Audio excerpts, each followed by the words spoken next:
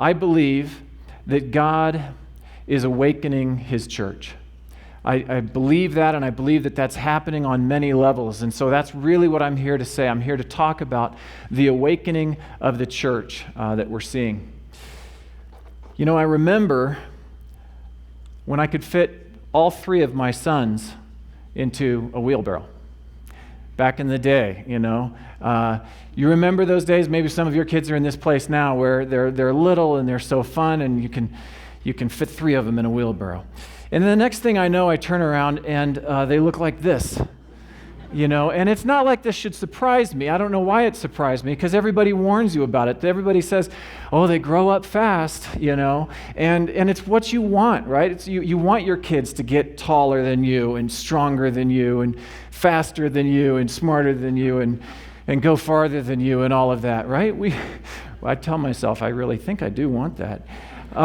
But this day surprised me. It kind of just, boom, there it was. And I shouldn't have been surprised, because it's not like I didn't have evidence that it was coming. I remember the days I used to run races with my oldest son, Micah.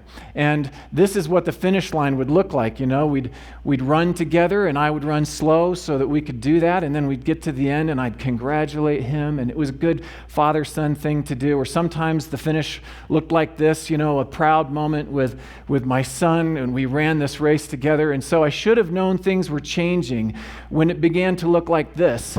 I should have seen the evidence of change, but I remained in denial for years. I continued seeing things the old way. I don't know why. And there are times when your kids do things and you just don't even know, what do you do? How do you respond to this thing the kid is doing? You look at it and you say, that's great, son. Way to go. You know, if your symbols weren't so squiggly, it'd be even better. Is that a 2? You know, these moments come, and God in his mercy knew I couldn't handle this kids growing up thing. And so he blessed us with a 4th son, and this is Levi. Levi has been such a blessing to me, to my family, and this is Levi just a few weeks ago on his way to school for the first day of school, his first day of kindergarten. So Levi is getting ready for school, but he's also getting ready for his world. And the question is, what will his world be like? What will his church look like? What will be normal for him? You know, all that stuff that we consider normal, our cultures, our technologies, our ways of living out our faith, the way that we're connected globally, all of that, even our attitude toward the poor, our way of seeing the poor, what we consider normal won't be the same for him. What will be normal for Levi? I need to tell you about a place where 20% of the babies die before their 5th birthday. It's a place where many young women get pregnant as teenagers, and most of these young women will watch at least one of their kids die. They die because of waterborne disease. They die because of a lack of food security. They die from preventable causes. And in this place, the average life expectancy is only 41 years. I'm talking about the United States of America. Only a few generations ago, that was what life was like. But then new technologies kick in. We have new transportation, new telecommunications, the invention of electricity, mechanized agriculture, automobiles, televisions, air travel, vaccines, satellites. I was born. The computer, modems, cell phones, servers, hybrid cars, and the pinnacle of all technology, the iPhone. We have come a long way. But sadly, that progress has not reached all of us yet. And I had this personal experience that confronted me with that truth in Tanzania 7 years ago. I was director of Compassion's HIV/AIDS initiative in Africa. And the reason that I was in Tanzania specifically was because while our other East African countries were successfully procuring antiretroviral medicines, the drugs that stop HIV, we'd had some real struggles in Tanzania. And in this community, we had 53 children who were infected with HIV at birth and who needed those medicines or else they would die. And that is why I was visiting with Jacqueline, because she was one of those 53 children. She was born with HIV. She watched both her mother and her father die with this disease. It's an excruciating, brutal, and long death. And it's something that no child should have to endure seeing. And needless to say, when she then fell sick after her parents died and she was taken into the home of her grandmother and she was told, "You've got the sickness," she knew she would die like her parents. I knelt next to Jacqueline in that dirt. And I prayed for her, but I prayed with a hope and an optimism because just the day before we had succeeded. We'd finally found a clinic through which we could secure these medicines, and I knew that Jacqueline was one of those 53 kids that we were going to start that antiretroviral therapy the very next day. So I knelt in that dirt and I prayed that God, let these medicines bring her back because she had progressed very rapidly. And just as I'd seen with hundreds of other kids, I was praying, Lord, let us hear her sing. Let's watch her play. Let's see what you had in mind when you built her. And so the next day, she began the therapy at the clinic, and I headed back to the United States.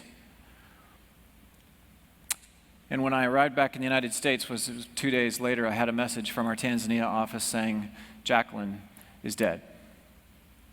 You see, we missed the opportunity to save her life. Maybe by only a day.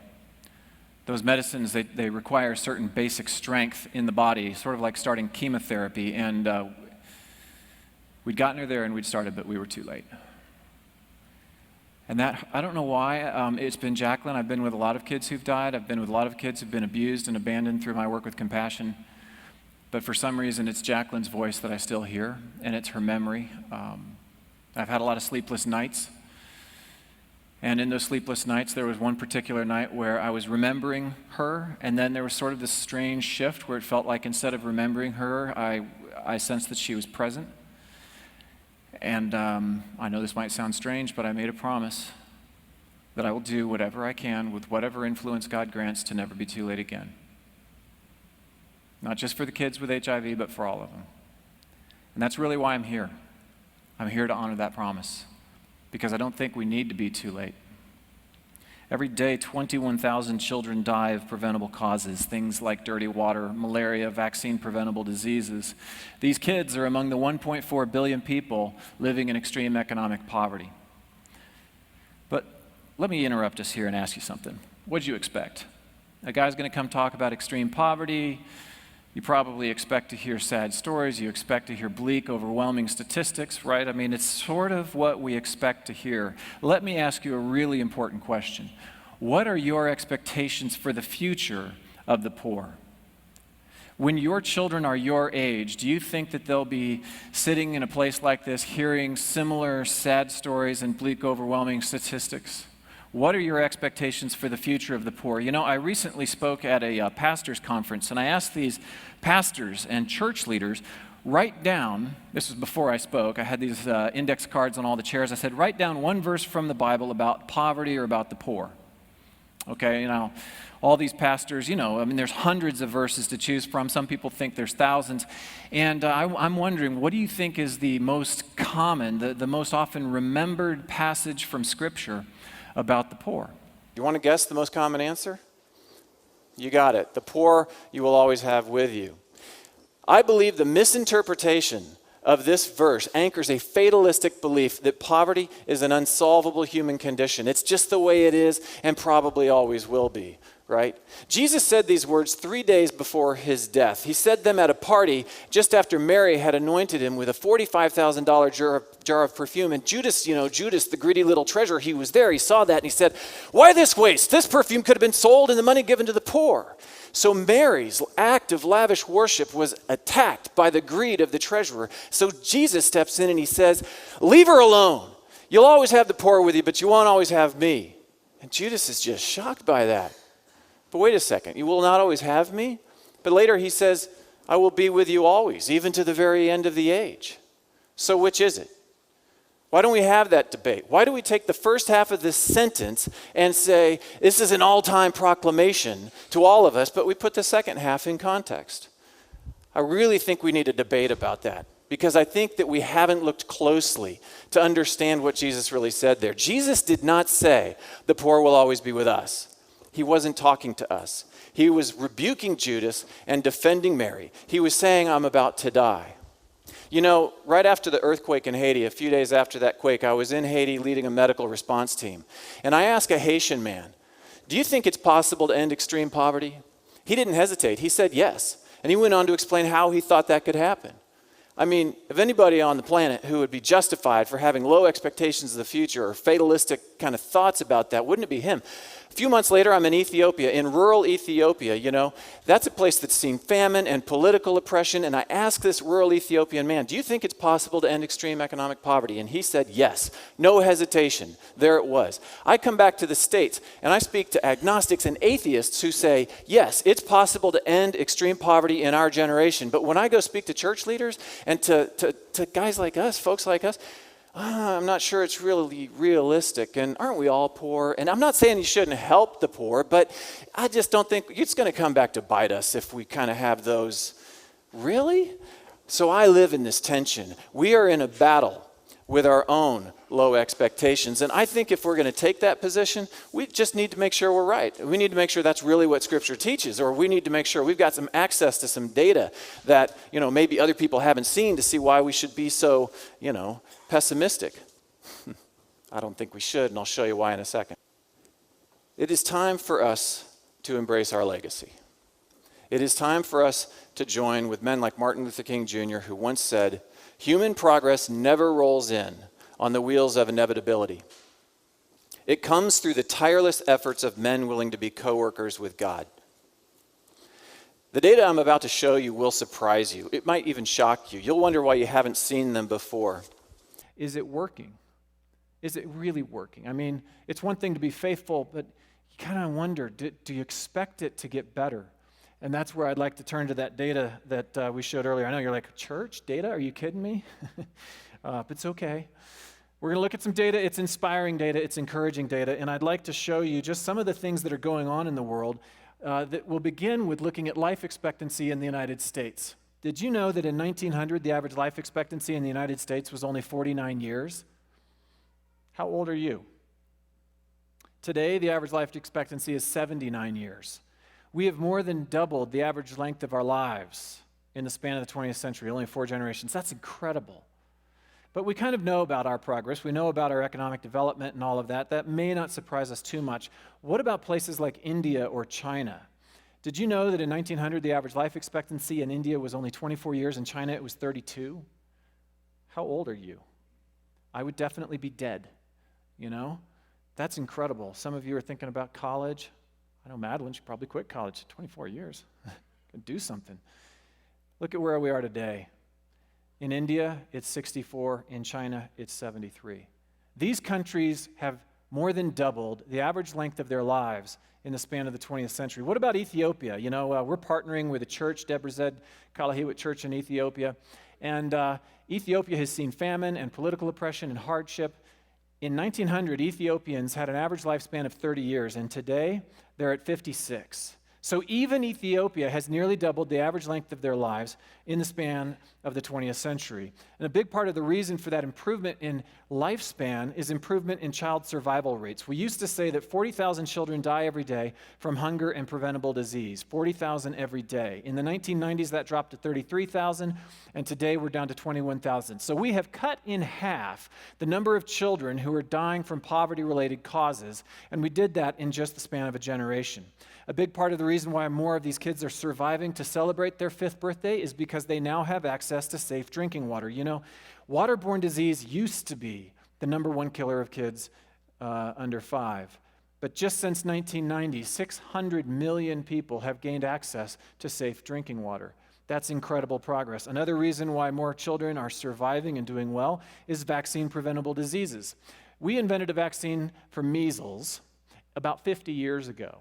And we've nearly eradicated it from the United States. But still, in the year 2000, 750,000 kids, 750,000 children died from measles in the year 2000.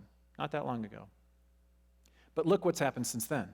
From 2000 to 2008, there's been a 78% reduction in the number of children dying from measles. simply because we're completing the work of immunizing those kids. Strategies that we know work, and they're working. What about malaria? Malaria seems like this massive, unsolvable problem.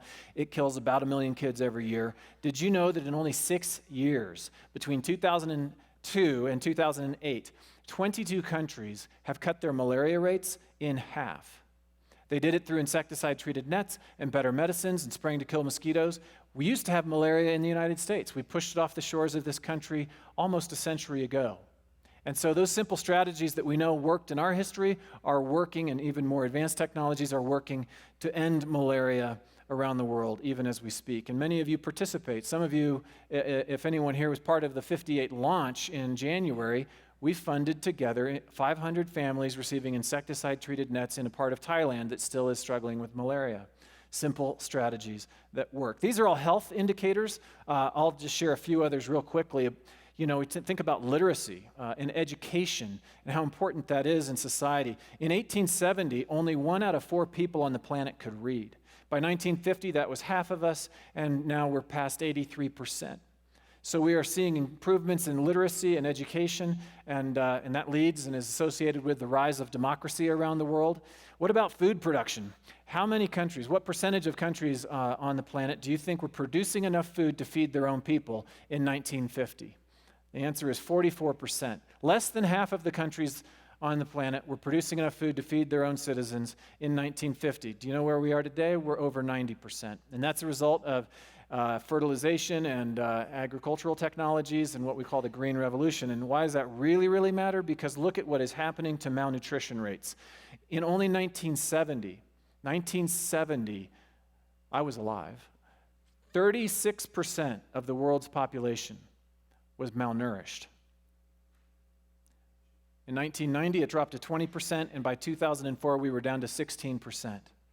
We are making incredible progress. And it's on just about every front that you look at. Yes, you hear stories that are the exceptions. You hear about the North Koreas, the Sudans. Those situations do exist. But when you look at the world as a whole, there's pretty much no region and no area of development where we're not seeing incredible progress. But I'm only going to highlight one more number, but it's massive. In 1981, 52% of the world's population lived in extreme economic poverty, life on less than $1.25 a day. 1981, half of us in extreme economic poverty. But today we're at 26%. We have cut in half the percentage of people living in extreme economic poverty, and we made that progress in the span of only a generation. The question is, what will it take to get to zero? What will it take to lift the last 26%? The answer is His church. The answer is right here. It's in the example that you're demonstrating. It's in the way that you're living out your faith. And what I'm seeing around the world is an awakening. It's an awakening to the whole world. I mean, we have a couple million people traveling every year overseas now, mission trips and stuff like that, having a personal encounter, not just with the issue of poverty and the realities of it, but with people. And they're building relationships. And so poverty has gone from being this abstract, distant, far away thing to people. People that they see the smile. They stand side by side and worship in the same church. They begin to take on a face and a name, and then before you know it, that changes everything. I don't know how many of you have been somewhere and come back and said, my life is different now. I want to tell you just one story as I close. During the filming of 58, the quarry, we spent 4 days in that quarry. And I got to tell you, each day that I walked through those gates, I was asking God, how is it that we're even here? How is it that we're able to walk through the gates of this quarry? I mean, this is an illegal quarry. This kind of labor for children is illegal in India. The quarry was illegal geologically, and it's not like we're inconspicuous, coming in, these honking cameras and everything. And there we are, 4 days of watching these kids hammer away at those rocks. And I kept feeling angry. And I was asking lots of quarry workers questions, interviewing, kind of learning, what's this like?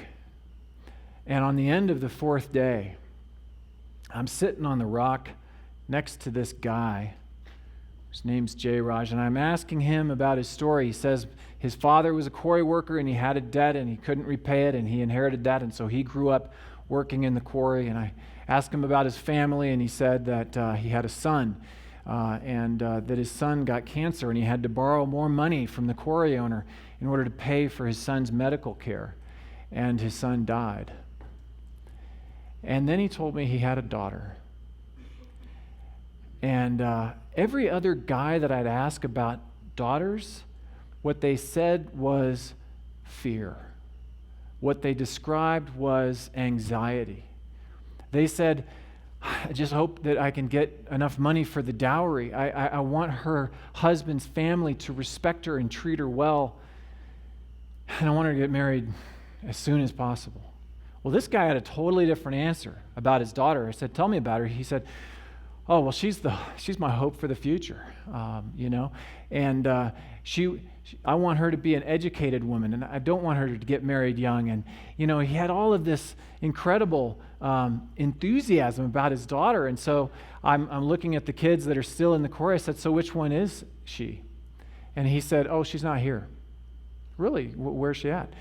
Well, she just got out of school, and she's at this project. Now, listen. We weren't in that quarry as Compassion. We were in as Prospect Arts. We were filming, but nobody had any idea what we were filming or why. And I'm asking this question of this man, and he says that his daughter's not there because she was able to go to school. So obviously I'm thinking, how is that possible for you? And I asked, and he said, well, she's part of a program. There's this church that pays her school fees and helps her. The program's called Compassion. And I just had this, these chills, like, that's so encouraging, because it's been really hard being in this quarry, seeing these kids, and to know that there's at least one kid not in this quarry because Compassion is there equipping a local church. It was very encouraging. And then I asked, so what's her name? And he said, 58. I said, no, her name. Like, I didn't even hear, what are you talking? He said 58 again. I asked a third time. He said 58. This is through a translator, so I'm like the translator. So what? Help explain. I had these goosebumps. I still get these goosebumps when I remember this moment. Talking back and forth with J. Rush, child number 58 from the Compassion Project. Her real name's Soundarya, and you all got to see her last night. I'm thinking, God, what does it mean that Isaiah 58 is embodied in the daughter of a quarry worker? What does this mean? And I believe what it means is that Isaiah 58 is being lived out by that local church, because for this girl, she will not face a future in bonded labor. She will not break stones, because the local church took action to protect her, action to provide opportunities for her. And that's what Isaiah 58 is all about. It's that action to release the chains of oppression, to release the oppressed. And the local church was living that out. And for Soundarya to be the embodiment of that, it's just beautiful. And it was such an affirmation from God. And as I was wrestling, God, how are we through the gates of this quarry? The answer I kept hearing back was, I have heard the prayers of these children, and you are here to be stewards of their story. I want my people around the world to know, and you bear the weight of that testimony. And that weight has been borne by a small team here. And now it's being borne by all of us together. It is time to take the stories that you know about, to take the testimonies that you know about, and bring them before the people of God who are ready to respond. Because God is awakening his people. He is awakening his church for this time to do something unprecedented in history. And that's a hard burden, because as much as we celebrate Soundarya, as much as that just brings joy, the sense that that God has worked through this ministry, through this local church, and into this girl's life. While we celebrate, we feel a great tension because we're still grieving about the fact that Gopi is still in the quarry. And we can't rest. David said this last night. People ask me if I'm tired. I've been doing a lot lately. So they say, "Are you tired?" I'm like, "Tired." What does that even have to do with it? He has a reason to be tired. Look at us. Look at where God has put us. He's given us everything. He's given us influence. He's given us opportunity. We cannot get tired. He's called us to a fight. And I, for one, am going to fight that fight until my last breath. And it's too important to let anything get in the way of that. It's too important. For all of the process and the difficulty and the relationships and our own sinful natures, we have got to slough off everything else that's hindering us so that we can run this race He has marked out for us to run. Because there's got to be a day in the future when all the gopis in this world who are enslaved or held back by whatever structure, by whatever form of oppression, that can be broken. Until the day comes when the gopis of the world have the opportunities of the Levi's of the world. We're going to keep working for that day. This continues with you because it's time for leadership. It's time for leadership. The church is awakening. And there is a need for leadership. And you do not have to go searching for that leadership because it's here in this room. You can look around this room and you will see it. You will feel it. This is why God called you. This is why He commissioned you. This is why you're at your post. This is why you do what you do, to offer that experience and wisdom and leadership to the global church as she is awakening to this unprecedented and exciting opportunity of our day. It continues with you. And don't be afraid of that. Are we not children of the living God? Don't we have His Holy Spirit in us and working through us? I'm not ready either. But the time has come. We have been encircling an enemy. We have been closing in on that enemy quietly, and we've been gaining ground. But as Wes said on Monday, we're not under the radar anymore. The time has come, and we are going loud. This battalion, this special ops force within the kingdom is bringing a fight to the enemy. And I know some of you are peaceful types. You're like, I'm not too comfortable with the war metaphors. I'm like, you know what? Get over it. We're at war. We are at war. We have a very serious enemy, and we cannot take that in any trivial way. The time has come. We have to shake off our sins and be brave.